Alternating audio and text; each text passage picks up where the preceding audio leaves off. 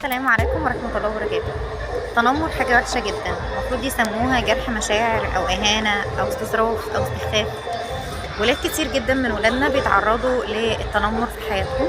التنمر ده بيخليهم ممكن يكرهوا التمرين أو يكرهوا المدرسة أو يكرهوا الدرس أو يكرهوا مدرس أو يكرهوا زميلهم بسبب التنمر، وبيأثر طبعا على نفسيتهم جدا. ممكن ابني يتحول من شخص مؤدب جدا لشخص بيقول ألفاظ وحشة علشان يقدر ان هو يدافع عن نفسه ضد التنمر مع اصحابه لما الموضوع يزيد عن حده. ازاي اعلم ابني ان هو يدافع عن نفسه وهو بيحتفظ بادبه واخلاقه؟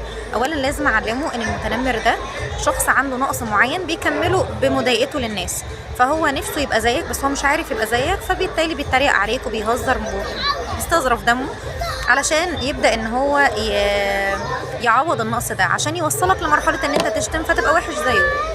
ابسط رد نرد بيه على المتنمر: انا احسن منك عشان كده انت دايما بتحب تضايقني، لكن انا مش هتضايق منك لان انا عارف ان انا بالفعل احسن منك.